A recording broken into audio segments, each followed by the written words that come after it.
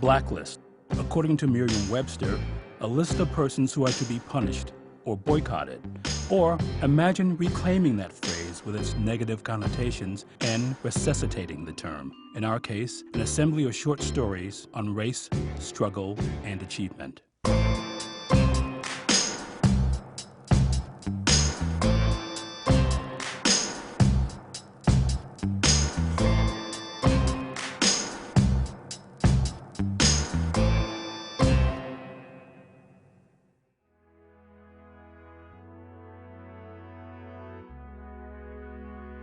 I've always been praised about how I speak, always been praised about the way I act, the way I dress, the way I behave. My parents would get constant compliments. Your daughters are so well spoken. I never once doubted my race. I never once doubted my ethnicity, because all of the African Americans I know, my mother, my grandmother, my sisters, my aunts, they all speak the way I speak. I was in the middle of a phone call and I was confirming an appointment or something. I was told I speak like a white girl. I would never think that another black person would say that to me. And she said, you know, everyone quiet, the Oreo is speaking. And she says, well, you know, the way you speak, it's just too proper. I said, well, explain to me proper, like where in a dictionary, if you find it in a dictionary where it says only white people can be proper, I'll let this go. She just said, all I'm saying is black people are not meant to speak as proper as you do. I think of all the things that we've all been through. I mean, you think about so many African Americans that have been the first for everything. And it's like we hang it all on this one person to break down this barrier, but we don't play our part. We've become the only race of people that have made a word that was once used to demean and degrade to make it this term of endearment. The other day on the train, I saw 2 Asian kids going, hey, what's up, my nigga? And it just blew my mind, like, oh my God, like, what have we done as a race of people to glorify that word? I mean, if we ever got a chance to meet, you know, Rosa Parks, would you greet her? Hey, what's up, my nigga? The thought of knowing that people think that that's okay and that's acceptable and stamp that as that's what black people are, it hurts. It really, really hurts. When I was in the 8th grade at Mark Sheridan Math and Science Academy, we had what's called the Academic Olympics.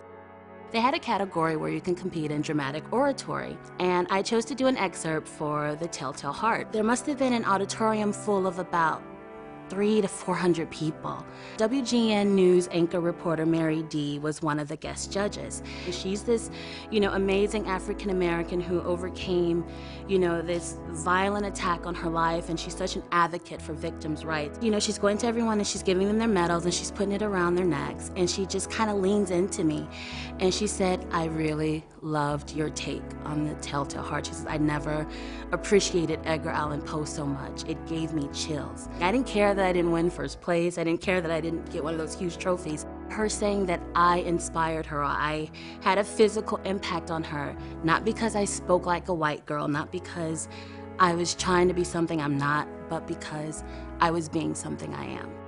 That's something I'll tell my grandchildren, you know, when they say, you know, Grandma, someone said I speak like this. No, it's okay. It is okay to speak the way we speak.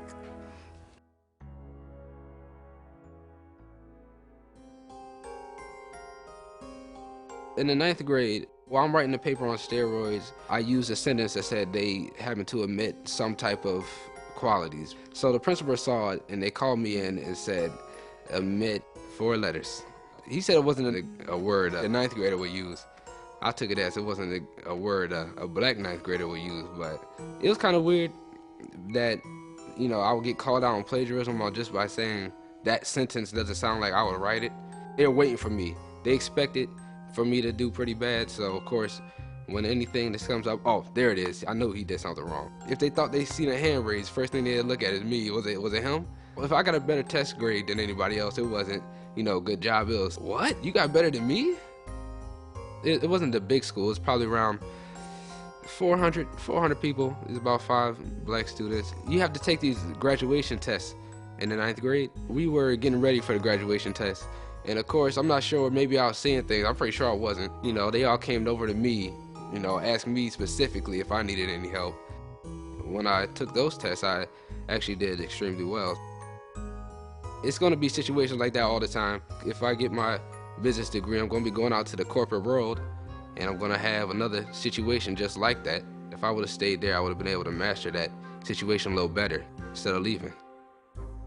I've been playing piano for around, I don't know, 6 years. I really like jazz. Oscar Peterson, definitely one of my favorites. Dave Brubeck. Well, those are the top two that I listen to all the time.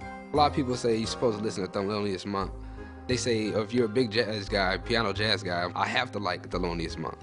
So, I tell them that I like Thelonious Monk just to fit in. My situation that I see that's going to come up in my life is going to be having lower expectations. People when they look at me, they kind of expect something already. And then after they get to know me, they're like, oh, okay, he's a little bit more than what we expected.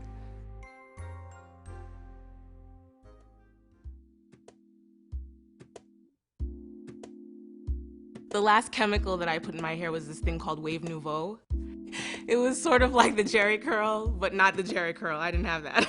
It was a relaxer, kind of. And I had that when I was in high school for about a year. And one morning, there was a bald spot on the back of my head, and it was from the chemicals. And since then, I've never put anything in my hair. After that, I started putting together some other things about my hair and just the experience that I've had over the years and how I'd been through all these hairstyles. I found all these pictures of all these different hairstyles that I hadn't even realized I'd been through that many of them. No matter who you are, you can speak to the experience that you've had with your hair as a Black woman. There might be some tears involved, there might be laughing involved, frustration. But I think at some point, every woman comes to terms with how they're going to be and how they're going to live with their hair. And I think that's an important part of our development. My mom, she's of Haitian descent. She's biracial. I always just thought of her as Black. I never thought about it. But at her job one day, they didn't give some of the employees the Martin Luther King Day off, but they gave the two African-American guys in the back the day off. Her boss didn't necessarily know that she was Black. It was the first time that I was like, well, of course she's Black. I mean, that's who she is. Then I started looking at her, I was like, well, if I didn't know her, would I think she was Black? I mean, would I think she was white? Like, what would you start questioning things that you shouldn't really have to question at all. I get in trouble all the time because people will say, well, what are you? And I'll say, I'm Haitian. And they're like, well, you were born here. And I'm like, so?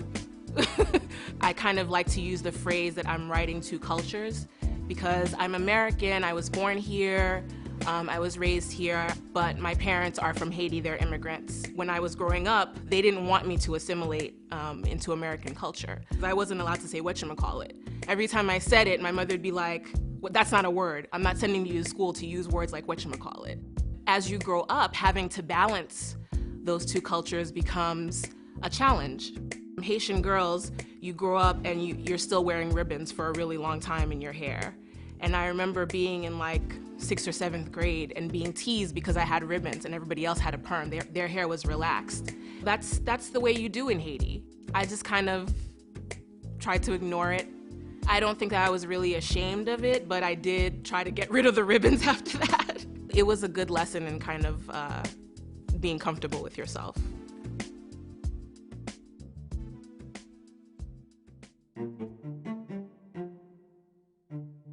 My favorite movie is The Godfather. It questions the beliefs that you have going in.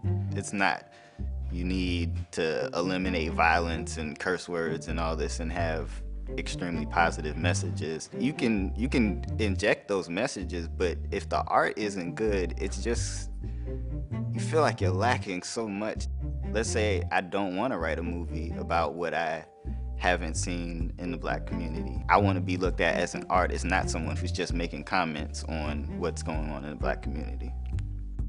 The screenplay that I've written is influenced by my love of Woody Allen movies with the quick, witty dialogue. It's called Larry Good. It's based on this character he's afraid of women.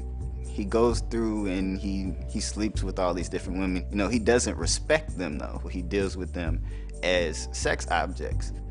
I want to see Black women get a chance to just be, instead of being an archetype, instead of being, okay, I'm a strong Black woman, or I'm a weak Black woman. You are intelligent, you are fragile, you are strong, you're all these different things. Just be who you are.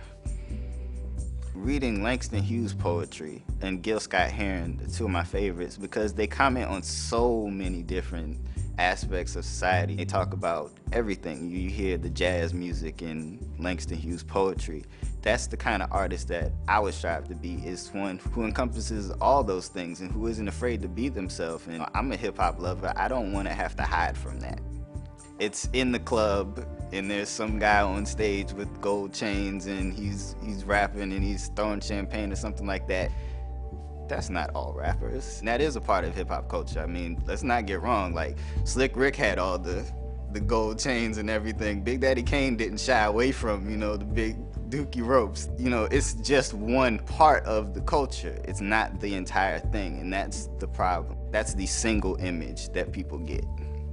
My younger cousin Marcus, we just talk all the time. We're always talking about Black people wallowing in this mediocrity. I'm in college. If I go and I talk to people who aren't in school, maybe in my family or whoever, they're just so happy that I'm in school. It doesn't matter what I'm studying, what I plan on doing with my degree, it's just a great thing for them. I could be flunking out, but it doesn't matter to them. We're finally getting to do something.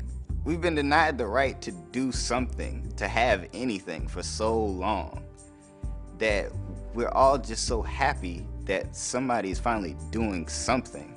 There was a time to celebrate that, but now is the time to step up and say, okay, you're doing something, now do it better.